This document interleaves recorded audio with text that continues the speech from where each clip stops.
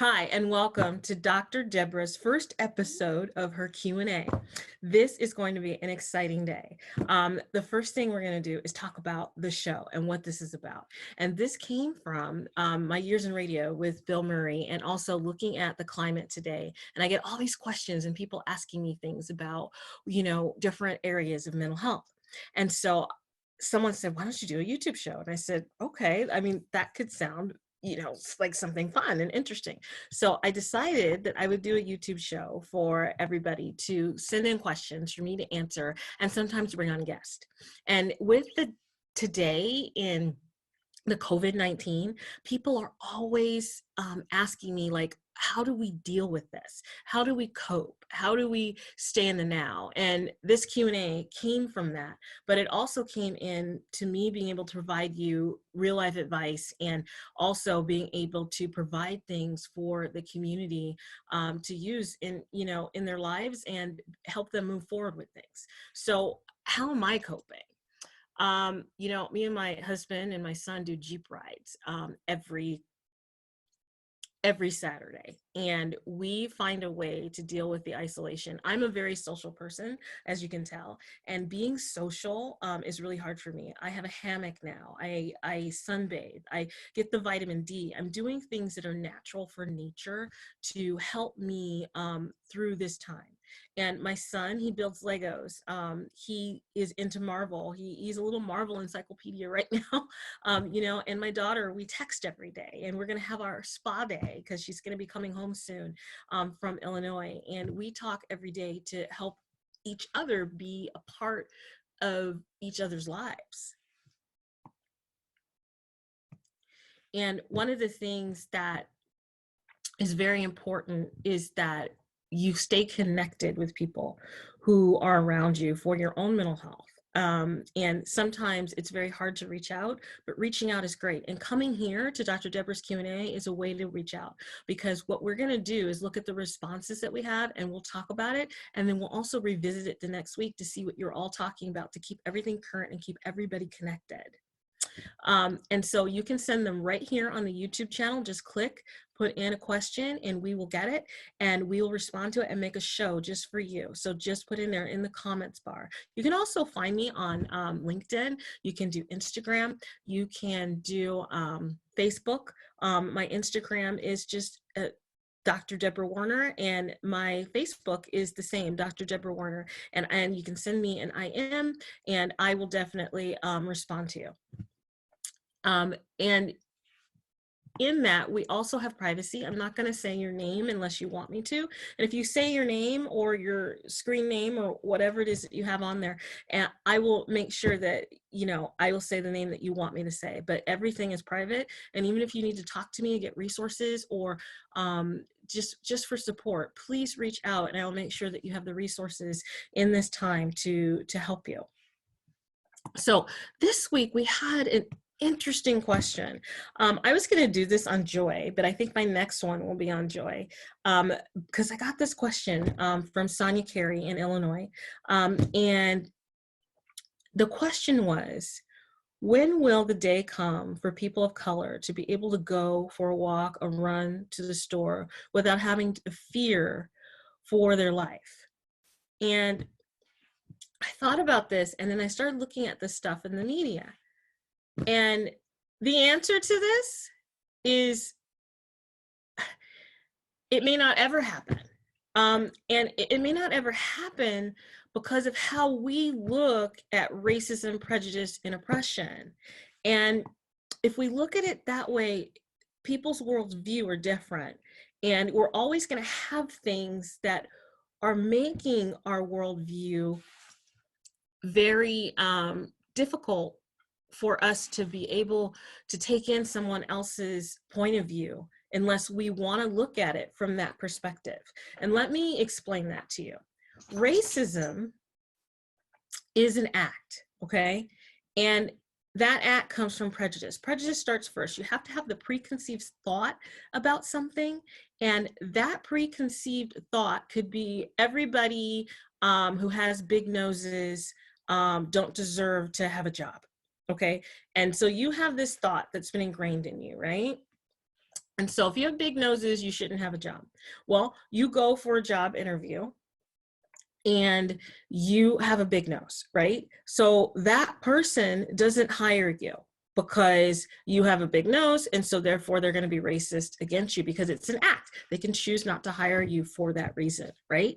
Well, in doing that, you cannot move your status up in society. You remain down. That is called oppression, right? So you have the thought about the big noses, you do the act, and then you oppress another group down. But you're not realizing that that group that is down there maybe wants to move up, but because of this prejudice, they can't. So their worldview on life is, this is what my life is, right? Where other people's worldview is, well, you have a big nose, so you can't have this job, right?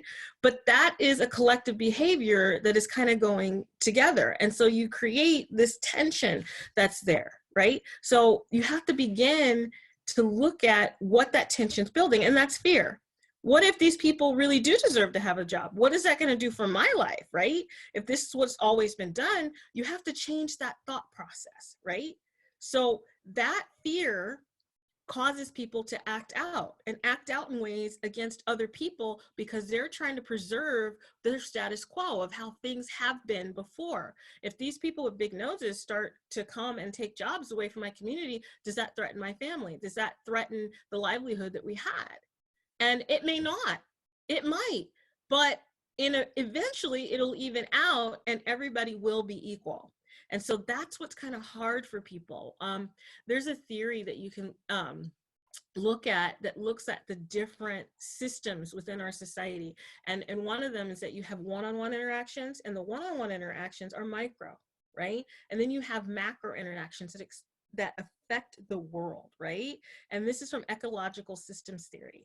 And if you look at that, you can see where those one-on-ones affect the big, and when the big changes, it also still affects the little. So it's something to look at why that fear is existing. Now, please send me questions down there, and I can also send you that theory, and I can also answer more questions about that. But I want to go into, we have a very special guest. Her name is Valene Gresham. She is a psychologist, and you can see her bio and you can read it, but I'm gonna bring her on and let her introduce herself. She is actually in France right now, and she actually lived near the community where the case happened in Georgia, the Ahmaud Arbury, which I think is probably why this question was posed to me. So hold on, I'm gonna get her out of the waiting room and I'm gonna bring her in so she can introduce herself.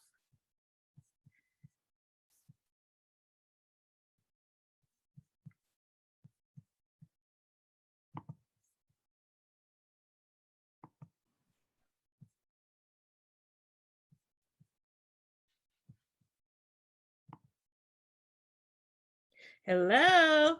Hi. How are you? I'm good on this sunny day. How are you?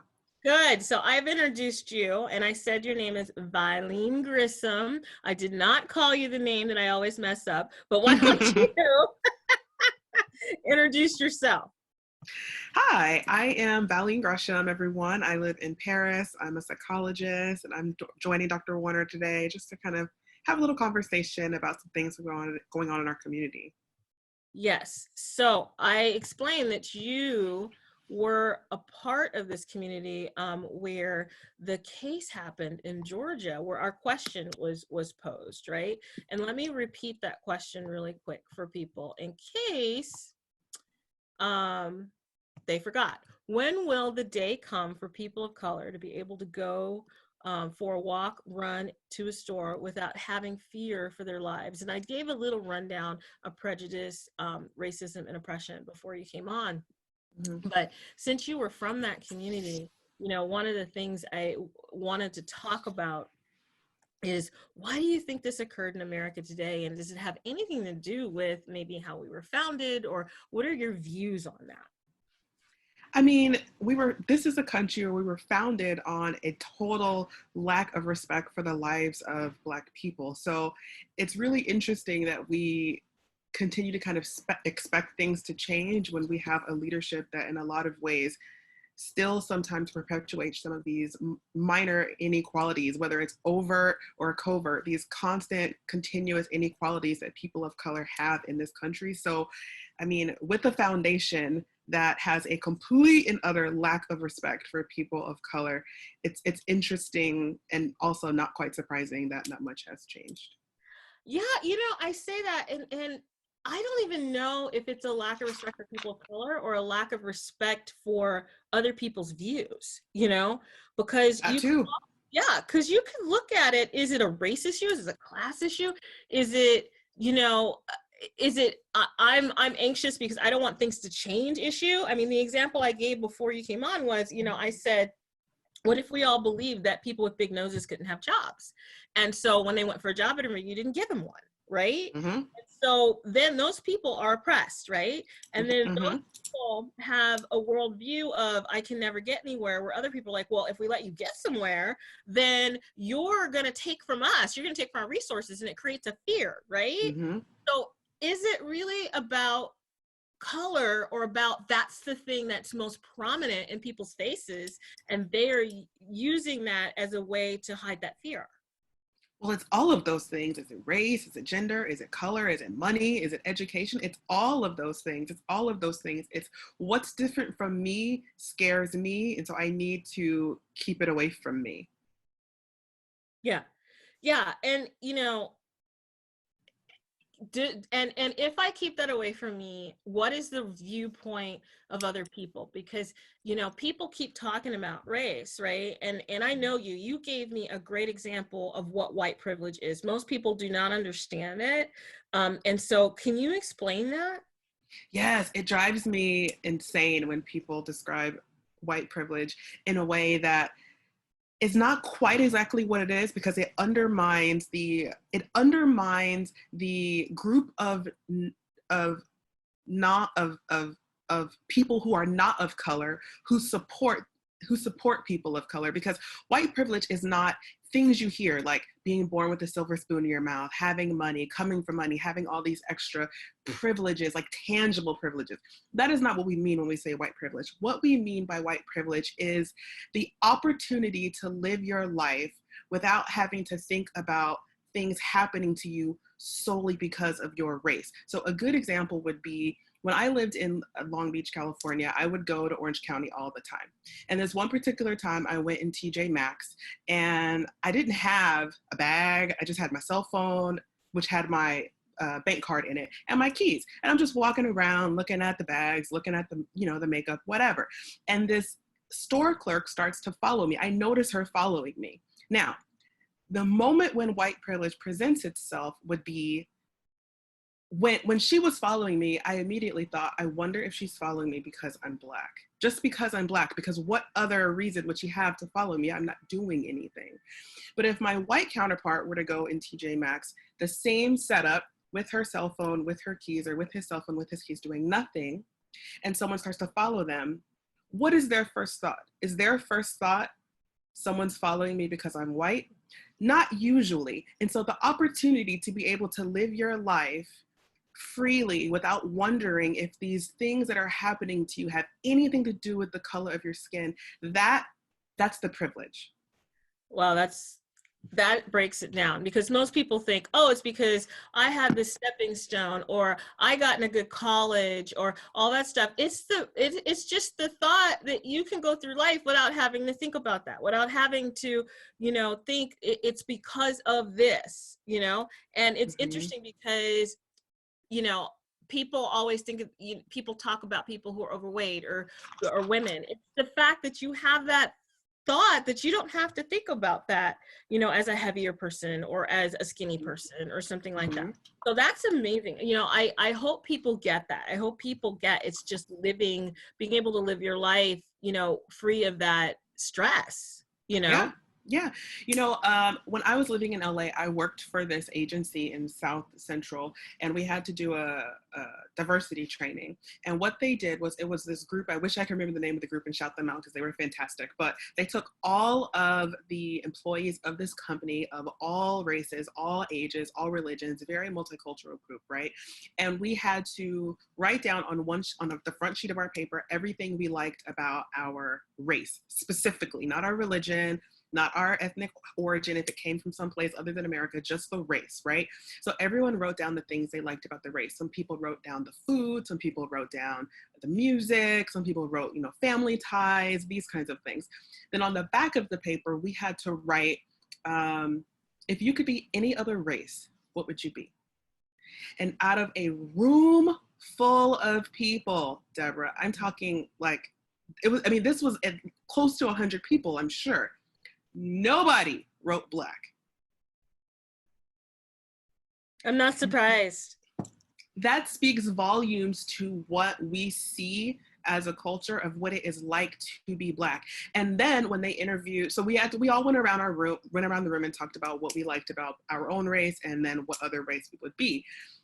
And it was interesting because a lot of the minorities in the group wrote food, music, these things that are more linked to the culture. All of our white colleagues wrote that their life was easy, that they didn't have to think about it. Wow. And it never even dawned on me to be like, my life is easy, because it's not actually. Not. So we don't. We've talked. It's not easy. We don't define. So people of color generally. This was obviously just like a small little training that happened at work. But when you think about it on a bigger scale, people of color, when they define what they like about their life, it's usually related to, or like about their race, it's usually related to the culture. I've never even thought of describing life as easy, whereas all of our white counterparts, it wasn't just one, it was all of them in the room, had similar sort of ways to describe their life. It was easy, it was simple. They didn't really have to think about much. It's like, wow, wouldn't that be nice? Well, doesn't that go into microaggressions? Does that go into maybe what happened with this case? Can we apply that? Well, of course, right before I got on, I was reading this New York Times article about this case. And one of the things I thought was really interesting was that they were talking to some of the neighbors, and they were talking about the neighbors of color and their experience in that neighborhood. And some of them said, my neighbors don't even wave back. Then there was another neighbor that said, well, some of them wave to me, but I wince at the idea that I'm able to still see this Confederate flag flying. These sorts of things. How does one feel as a person of color living amongst a group of people who still celebrate the Confederate flag? These kinds of things. Yeah, and seeing that flag. That flag. Every day. And so, what's interesting, about this is like the guy was just jogging, and, and how I just said he was just jogging, right? But, you have to look at what was the perception of him jogging and where did that come from, right? And so it's like, you have to look at it from a community standpoint. I'm not saying either side's right or wrong. I'm just saying we have to look at both sides of the coin to figure out how this happens so that we can change, right? Mm-hmm. How we're feeling about all of these issues. It's not, people of non-color need to do this, or people of color need to do this. We both need to do things because both sides have caused some of the issues, but also both sides need to have an understanding for each side, right? So I'm not saying people of color done anything wrong. I'm not saying the other side has done things wrong.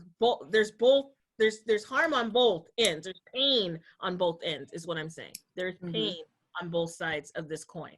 And when I saw this, I experienced pain myself, being who I am and how I was raised and the things that I've seen, it was just pain. I didn't think, oh my God, I said this situation is wrong. But I also went to, oh my God, what would cause someone to go down this path of just sadness towards another human being? That's where my mind went. This was just what kind of feelings are inside these men to go down this path, and what was that person feeling when he was reacting to the people that were going down this path, you know? And then I thought, oh my God, we are in a pressure cooker today in society. There's COVID-19, being isolated. There's no telling what kind of thoughts could have been going in somebody's mind on that day, besides the stuff that's been there through generations, right? And what do you think of that? I mean, I was reading through some of the timeline, and so the way I read it is that there was a house under construction, and the owner of the house had gotten sick with lung cancer. And so he hadn't been, since December, so he hadn't been able to kind of move forward with the project as he would have liked. So it's just this house under construction in this neighborhood, which is not uncommon in these counties. I'm from that area, so I can't tell you how many times I've been jogging in my parents', you know, in my neighborhood from my parents' house, and you see this big, beautiful house under construction, and you go inside because you're looking to see how this house is different than your house. You're looking to see how the property value is going to go up or down based on what's going on with this house. That's normal in that area. It's normal. That's what people do. And in the timeline, it talked about all these different people over the course of several months that had gone in and out of that house looking around. The surveillance cameras caught it, and it wasn't just young Black men. It was a white couple. There were lots of other people kind of going in and out of the house. So it's interesting to kind of see how these men could, the men also reported that not just the men, but the neighbors had also reported there were a lot of break-ins in the neighborhood. There were a lot of like car thefts. One of the shooters mentioned that someone had stolen a gun from his truck. He had moved his truck and didn't lock it. Someone stole. So there was a lot of stuff happening in that neighborhood, a lot of negative things, kind of vandalism, you know, these kind of things happening in the neighborhood, which is enough to put anybody on alert. I think it would put me on alert. I think it would put you on alert if someone stole something from your front yard, from your car.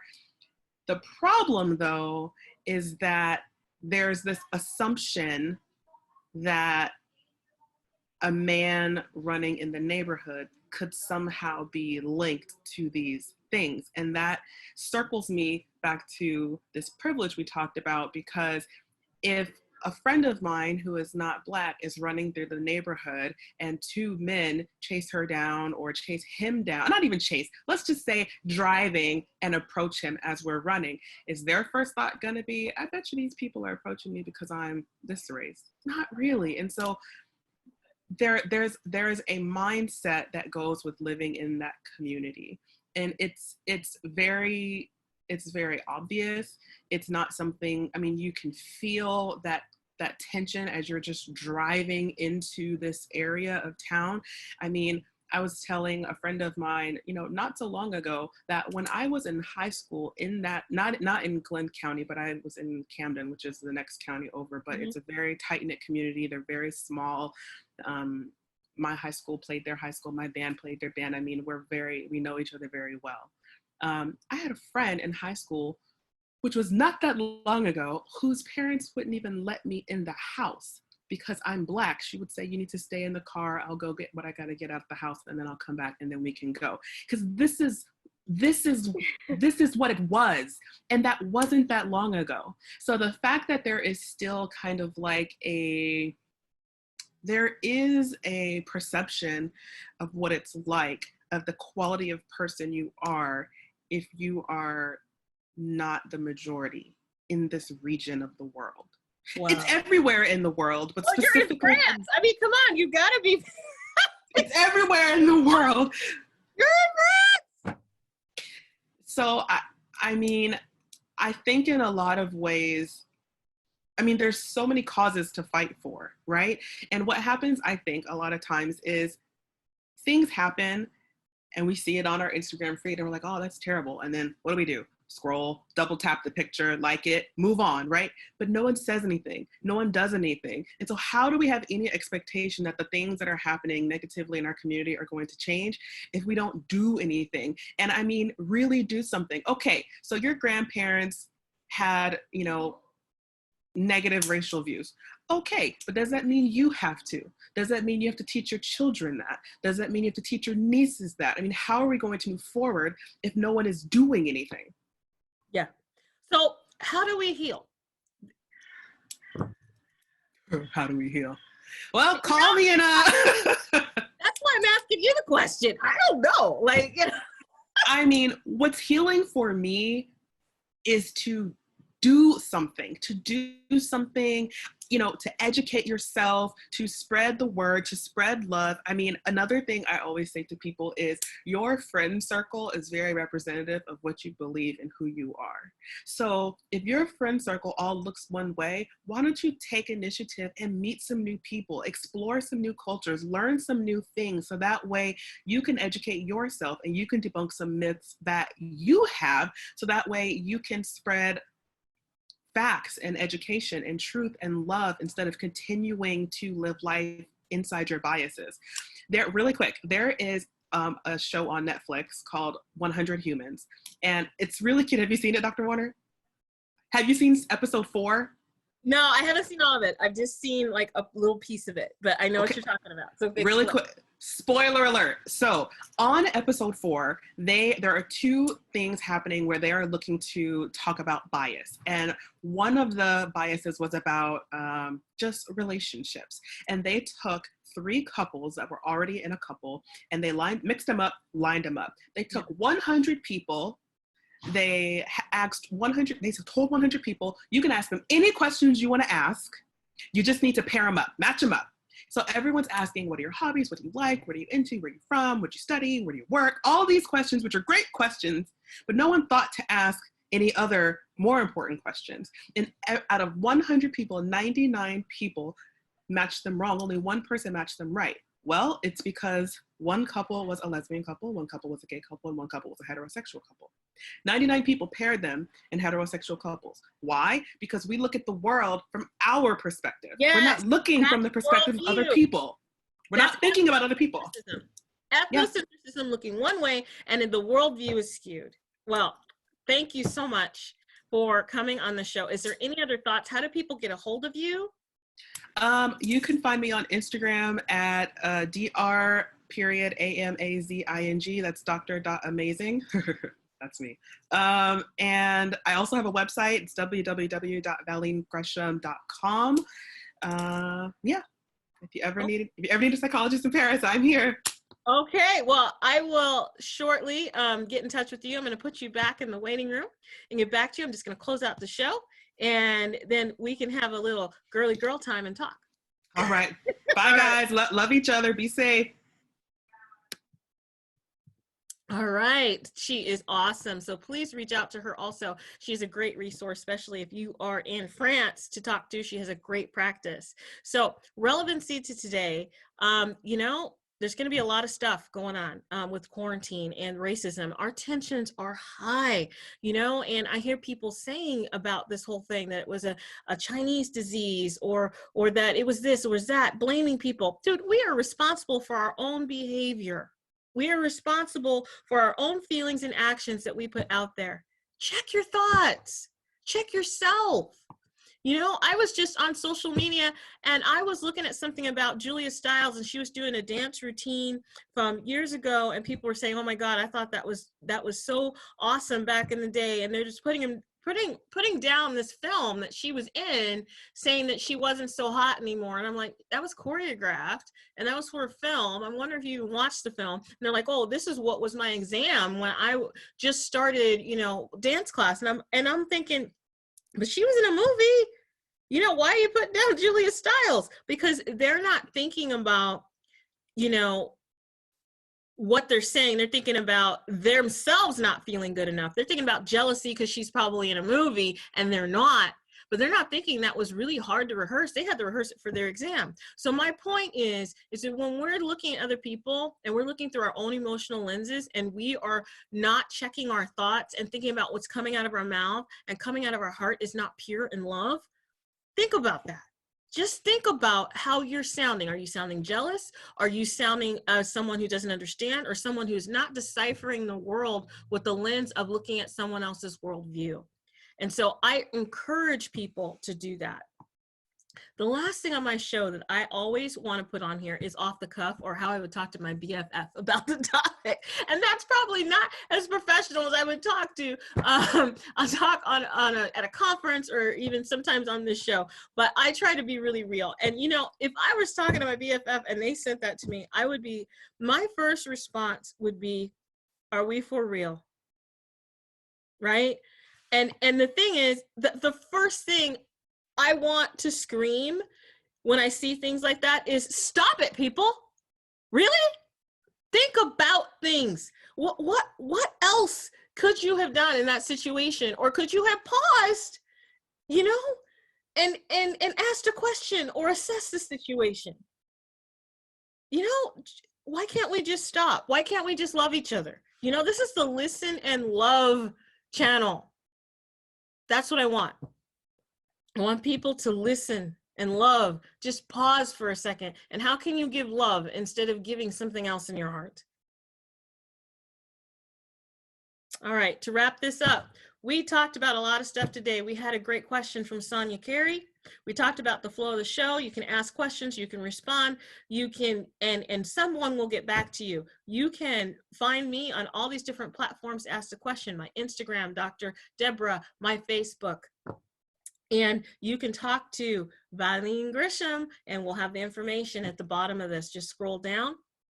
And so to wrap all this up, also, we talked about racism, we talked about prejudice, and we talked about oppression.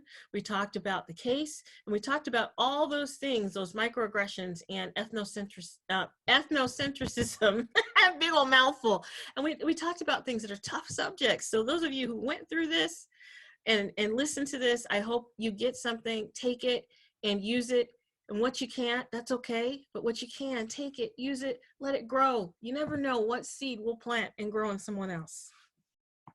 And so the next week's topics, we will have so many different topics coming out. I have some. I'm going to do one on joy. I'm going to do one on just how can you help someone today?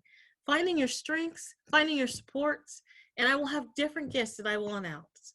And so please contact me. Go to my website, drdeborahwarner.net, buy my book.